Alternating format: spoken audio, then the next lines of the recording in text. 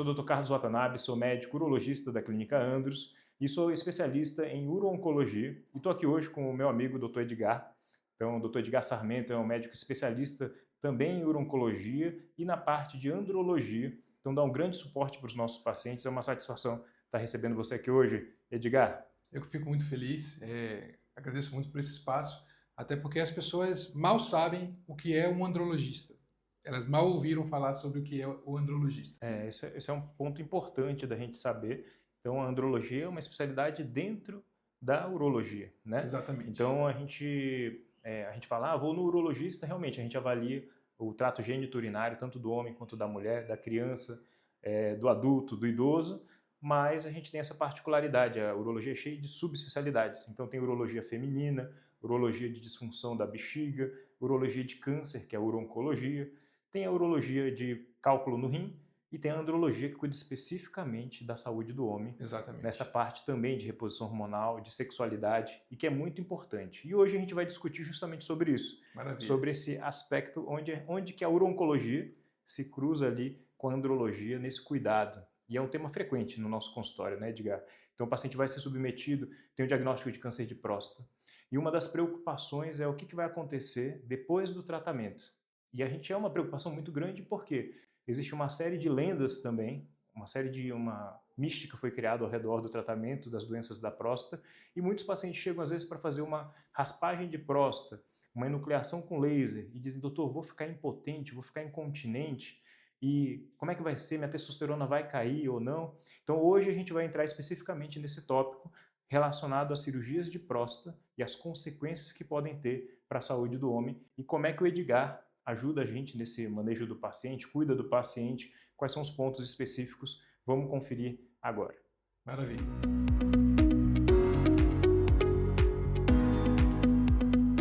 Então, Edgar, a gente está com um paciente que teve diagnóstico de câncer de próstata, vai ter que passar pela cirurgia, foi indicado, passou na equipe multidisciplinar de oncologia e a gente determinou que vai precisar fazer a cirurgia robótica para tirar o tumor, tirar a próstata. E aí, a gente sabe que tem um risco realmente de ter disfunção erétil depois da cirurgia. Minimizou com a cirurgia robótica, mas ele ainda existe. E qual que seria o papel do andrologista? Como é que você atua com o paciente? Por exemplo, eu vou lá, te encaminho o paciente, olha, tem que passar com o doutor Edgar antes para a gente ver a questão sexual, mas o que você vai avaliar desse paciente? Como é que é essa questão do atendimento do paciente oncológico? Maravilha. Uma coisa que eu percebo muito no consultório é que o paciente acha que a próstata tem uma grande função na sexualidade, quando na verdade a próstata não exerce qualquer função na nossa capacidade de ereção, nem na nossa libido. Mas então, meu Deus, por que que tem tanta associação entre uma cirurgia de próstata, nesse caso a gente está falando da cirurgia de remoção completa da próstata, que é um tratamento indicado para o câncer de próstata. Tá. Por que que essa cirurgia, mesmo com a tecnologia robótica, pode trazer algum prejuízo para o paciente? É justamente pela anatomia, pela disposição dos nervos que vão ser responsáveis por irrigar as estruturas que nos dão a ereção. Elas passam intimamente relacionadas à próstata. Com a cirurgia robótica, com a visão magnificada, com alto nível de definição, a gente conseguiu começar a perceber, inclusive a partir de estudos em cadáveres, onde que passavam os feixes. Então a gente hoje tem se preocupado bastante em preservar esses feixes. Então, o problema da próstata, na verdade, está na posição dela. Os nervos que nos dão a ereção, eles passam de modo íntimo na próstata. Então, por mais que seja uma cirurgia muito bem executada, que a gente tenha a percepção de que preservou completamente essas estruturas, pode ainda assim haver algum prejuízo, principalmente pela questão da cicatrização do paciente, tá? Então, a função do andrologista é fazer com que a recuperação dessa função erétil adequada seja o mais efetiva possível e o mais precoce possível. Bacana. E é justamente um tópico que eu bato muito na tecla com os nossos pacientes, Edgar, da importância de ter esse acompanhamento no pré-operatório dos pacientes, porque você já vê o que vai ser realizado depois e você já alinha as expectativas. Então, é muito importante esse acompanhamento com o andrologista. A gente fala que tem é um tripé que a gente tem ali, o trifecta que a gente tenta alcançar com a cirurgia robótica e com o tratamento do câncer de próstata, que é o paciente estar curado, o paciente está potente e continente, ou Perfeito. seja, tem que estar seco, tem que estar conseguindo ter uma qualidade de vida boa e tem que estar curado, que é o principal. Então a gente fazendo essa abordagem conjunta, andrologista, o cirurgião, robótico e o fisioterapeuta, a gente consegue bons resultados hoje em dia baseado em evidências científicas. E isso é muito importante. E a idade é um ponto super chave também nisso aí. A gente sabe que os pacientes mais jovens muitas vezes têm uma recuperação mais rápida. Eu queria que você falasse um pouquinho sobre isso.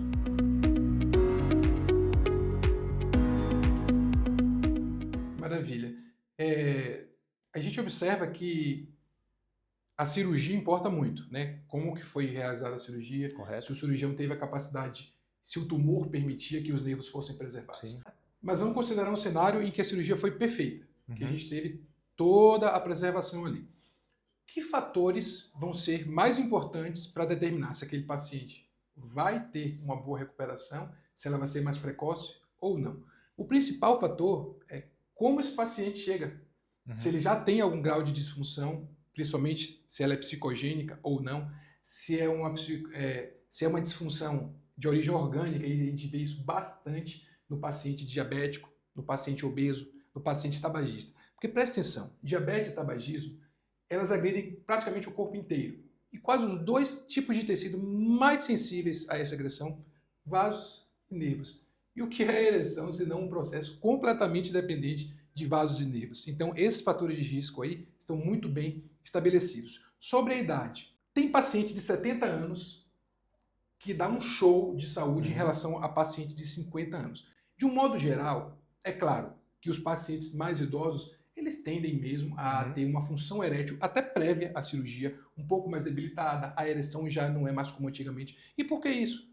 Porque vai realmente perdendo efetividade, vai mudando o tipo de elasticidade, vai mudando o tipo de colágeno, vai mudando a capacidade de enchimento dos corpos cavernosos. É inerente ao envelhecimento. O modo como o paciente envelhece é que faz total diferença. E se eu tivesse que dizer se a idade é ou não determinante na recuperação dessa função, eu diria que não.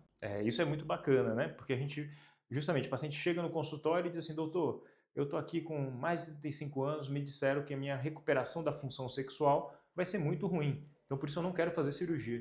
Não é desse jeito. A gente sabe que caso a caso a gente vai avaliar. Mudou muito, né? O que era o nosso idoso de antigamente para o de agora. A gente tem diferentes perfis e se encaixa justamente no que você falou. E aí o Edgar ele tem várias ferramentas ali que vão ajudar ele nessa reabilitação. Então, aí agora o que a gente precisa conversar é sobre a prática. Esse eu acho que é fundamental. Então o paciente está lá, eu já indiquei, falei assim, vamos lá, agora você vai passar com o doutor Edgar. O paciente está muito preocupado, muito ansioso, chegou no consultório e diz, doutor, vou fazer a cirurgia robótica, tem que tratar o câncer de próstata. A esposa geralmente está preocupada com a cura, o paciente está muito preocupado se ele vai manter ou não a ereção, que eu acho que é um aspecto muito importante mesmo para a qualidade de vida. E aí eu digo, então vamos lá, vamos passar com o doutor Edgar. Vai passar na primeira avaliação, o que é que você avalia no paciente que vai ser submetido a uma cirurgia oncológica, como é que você alinha as expectativas com ele no seu dia a dia?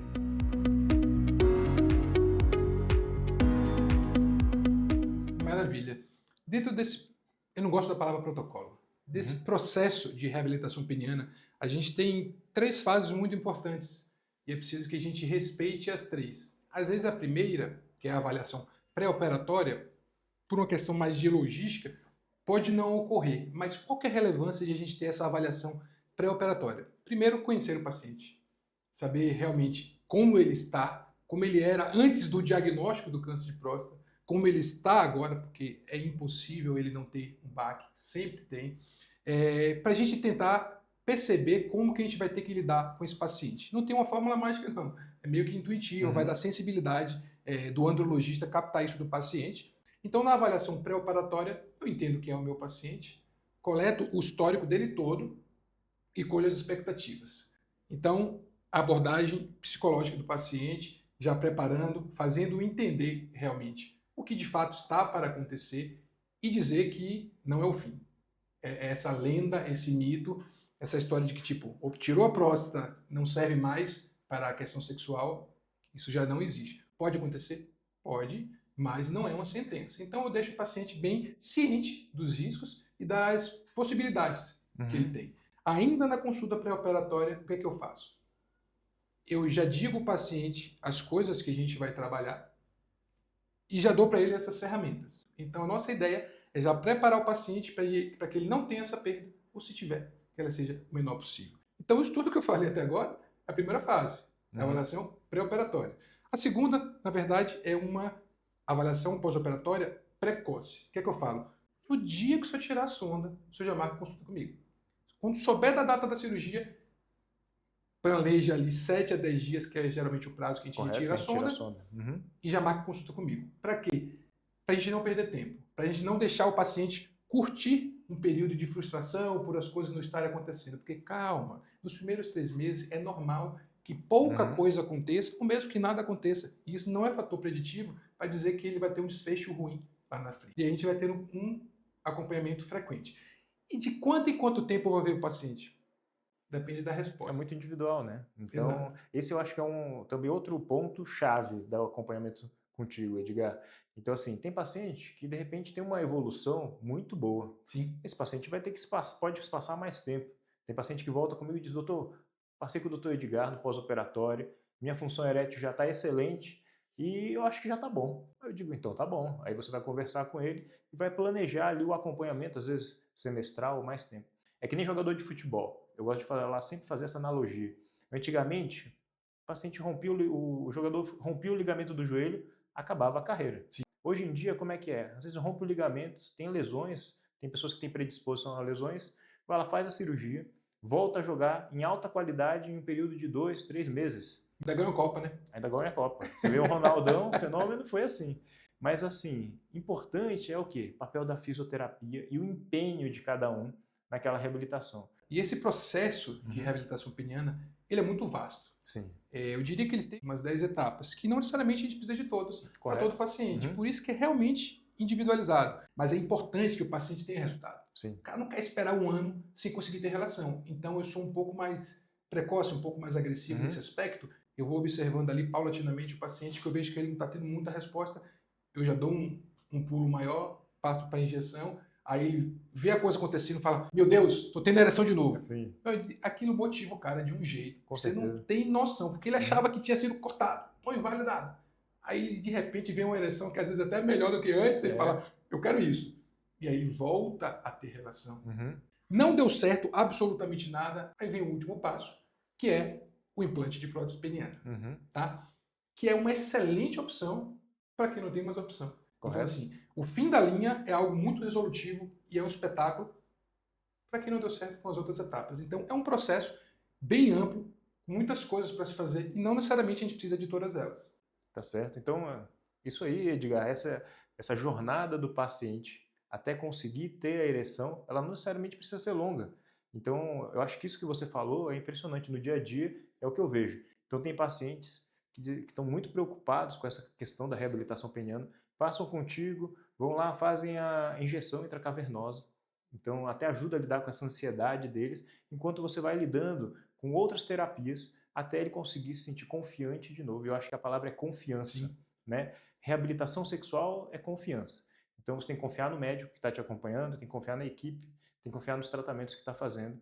E é lógico, não deu certo o primeiro, tem outras opções, mas o importante é você voltar, ter o feedback, dar o feedback para o médico também, para que ele possa ali manejar da melhor forma possível. Muito importante isso que você pontuou, a jornada do paciente em busca da sua reabilitação é possível e tem resultados muito bons. Então assim, não é para a pessoa realmente abandonar, achar que não tem solução, só basta ter o acompanhamento adequado. Então Edgar, quais são os 3 pilares então do tratamento do paciente que está em reabilitação da parte sexual depois de uma cirurgia de próstata? Maravilha. Eu diria que as 3 fases são a consulta pré-operatória, uma consulta pós-operatória precoce, o mais rápido possível, e um segmento individualizado.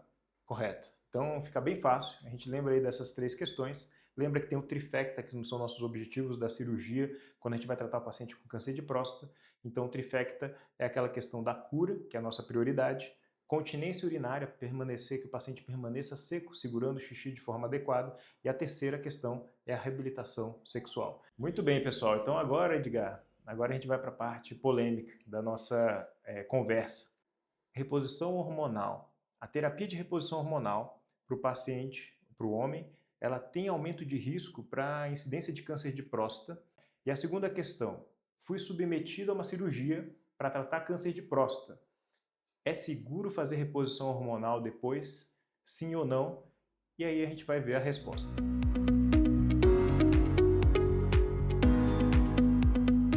Maravilha.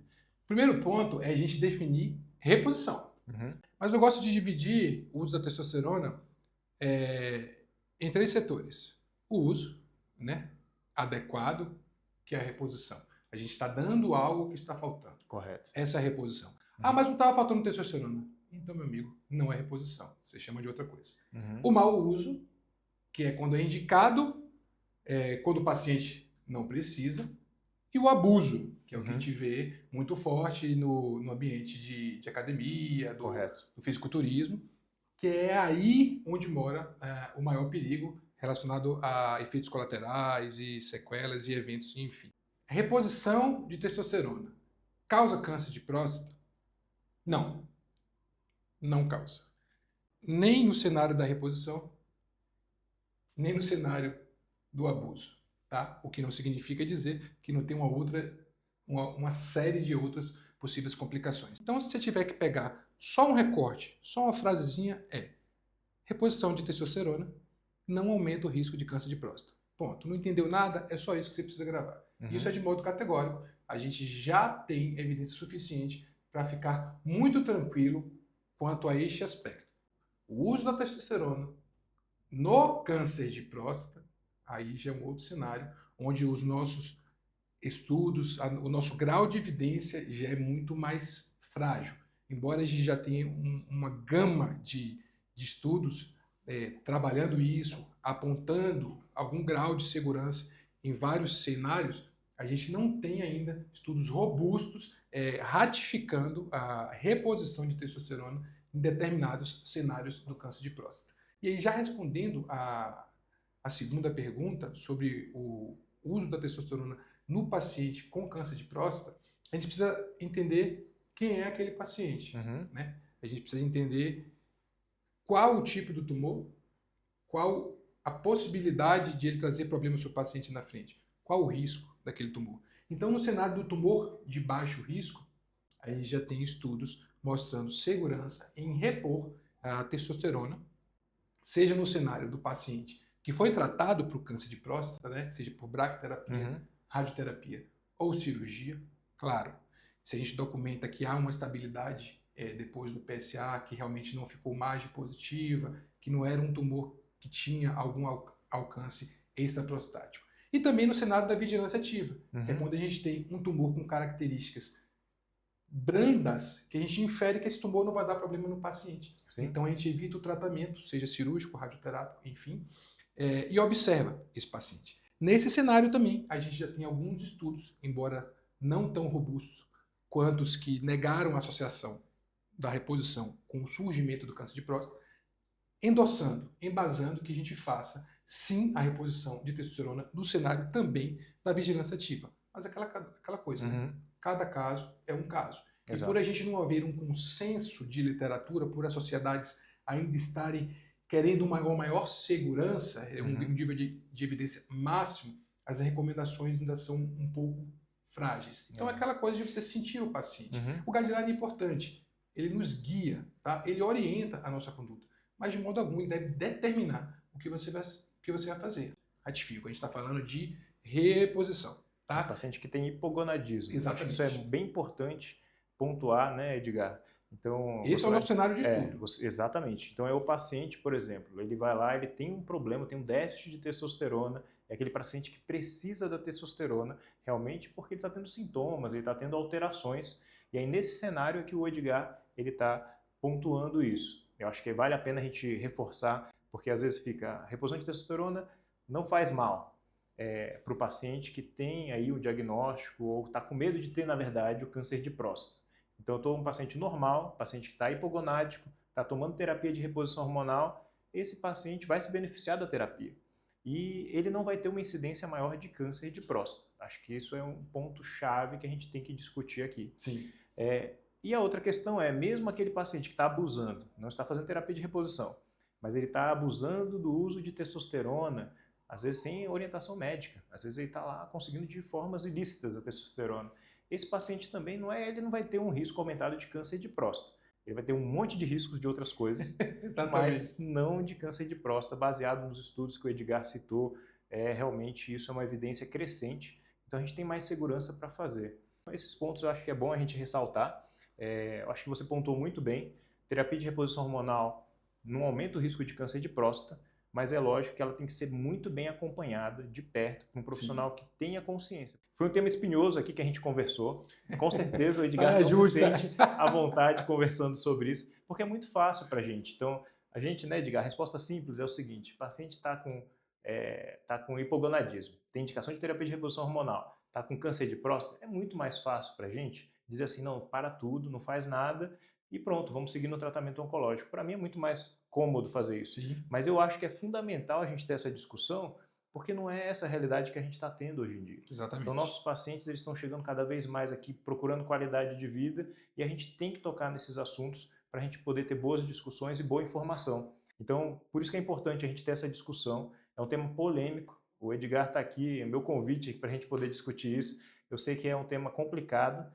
Muitas vezes eu entrego o paciente para o Edgar para ele ver a parte de disfunção erétil e mando pacientes também que têm essa questão da terapia de reposição hormonal para ser feito, para ser avaliado. E é um tema mais crítico que a gente tem, que eu diria, da nossa prática, que interage as nossas especialidades, é esse. É o paciente que vai está recebendo terapia de reposição e tem um diagnóstico de câncer de próstata. Você vê que a resposta não é simples, mas é possível a gente alinhar as coisas para o melhor tratamento para o nosso paciente. Com certeza. Então, pessoal, acho que a gente respondeu aí várias perguntas, foi bem bacana, Edgar, esse nosso Obrigado, papo. Carl. E aí a gente segue adiante, cuidando dos nossos pacientes, pode tirar as dúvidas, perguntar, a gente está à disposição. Inscreva-se aí no nosso canal e curta a gente, siga a gente aí nas mídias sociais.